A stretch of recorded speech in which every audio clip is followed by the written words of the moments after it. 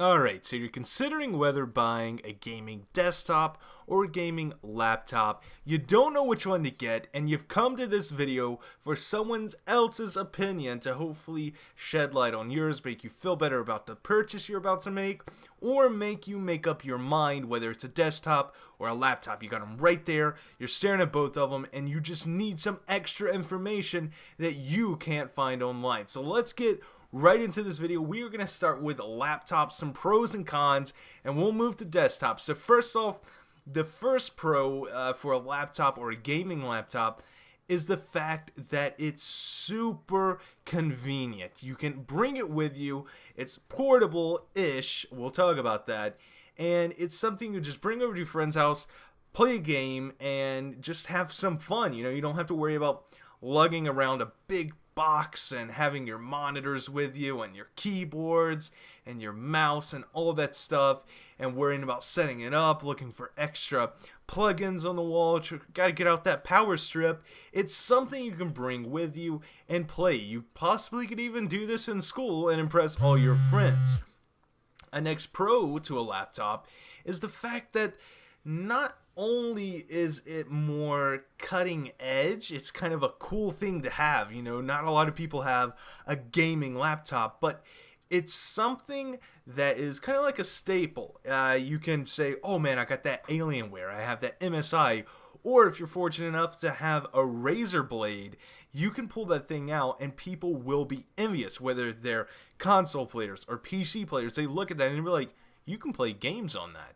And all you gotta say is yes. So let's move on to some cons. And unfortunately, the cons outweigh the pros when it comes to gaming laptops. So first off, we're gonna talk about form factor.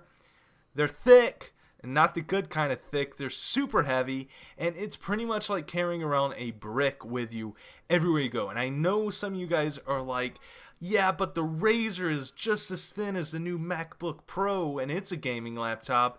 Yes and no. The Razer Blade thermal throttles, and what that means is whenever you're gaming on that thing and you're putting the screen to use basically, and all your cores and your hard drive and your video card, thing heats up and it starts slowing down.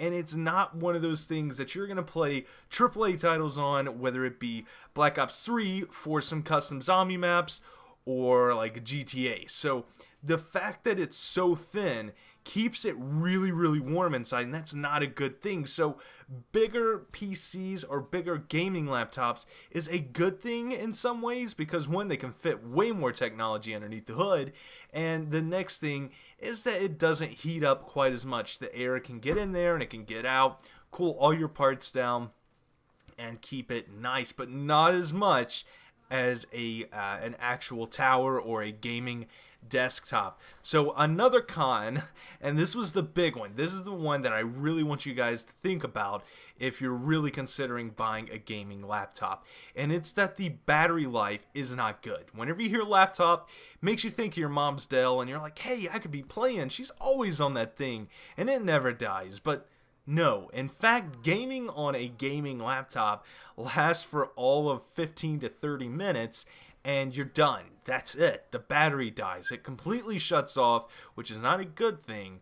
And then you're stuck there having to plug it into the wall and be tethered to a wall, the exact thing a laptop is not supposed to be, and gaming like that. The next thing is the screen size. The screen sizes are not that good because, one, if it's going to be a gaming laptop, I'd like to see anything over 15 inches, but it looks like people are going for that 13, 14, pushing 15 kind of screen real estate, and I don't like that. And most people are like, oh, I hook it up to an external monitor anyway, I just use that on the go or whatever. But if you're gonna hook it up to a monitor, have a mouse and keyboard, why not have a desktop and actually get really good performance for your money? And next up, we're gonna be talking about the desktops for the last section of this video.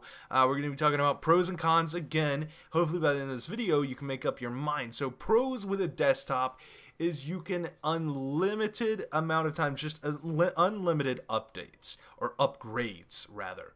You can, if you need more RAM, you stick some more RAM in there. If you need another graphics card, you hook another graphics card in there. You either yank the one you got out if it doesn't support SLI or Crossfire, and you put the new one in, and if that one supports SLI or Crossfire, you put another one in, and you bridge it, and you have the power of 2 graphics cards to 1 monitor, or 2 or 3, or however many monitors you have when you're playing games. So you can always upgrade, even if you spend a small amount at the beginning. As long as you put your money into decent parts that you can work on and work up from, you can always upgrade. So that's why I always say put a little bit more money into your CPU and motherboard to make sure that you have proper expandability, and also with your power supply. That's 3 things you really need to put your money into whenever you're building a budget build PC, unless you're going to be happy with that and you know that you're going to upgrade the complete thing in a few years. So that's something to look forward to in a desktop. The next kind of pro for a desktop is that you're getting actual performance. So as with a notebook, you're getting the M versions or the mobile version. You're getting a mobile graphics card. You're getting a mobile processor. And not all are like that. I do give that. I'll take that. But the majority out there are like that. You're getting the mobile GTX 980 or 960, 970, and it nowhere near stands up to what the performance is of that of the desktop version. And now let's move into the cons of having a desktop. And the number one thing is there is absolutely no portability. Right now, if someone's like, hey, bring your setup over to my house, set it up, and we'll do some videos or something, it would probably take me 3 or more hours to tear down my entire setup and get it into my car and then get going. And setting it all back up over there or somewhere else would probably take that much of time too, because I don't only take, well, I guess I'll leave that out. So let's just say about 2.5 hours. That would probably be my setup time, and that's just with 2 monitors and a desktop. And it's not even the fact that it's like, oh, you just unplug it and throw it in. It's all my cables are neatly organized, so you gotta deal with that too. You're not just gonna slap them back, and that's a con. And I can't really think of too many more cons for a desktop. I guess size. You don't want something bulky in your room, and you have to buy a monitor. You have to buy a keyboard, mouse. That all factors into the price. So hopefully you guys enjoyed this video. Hopefully you guys can make up your mind from this. I know I rambled a little bit, but I will see you tomorrow with a brand new video.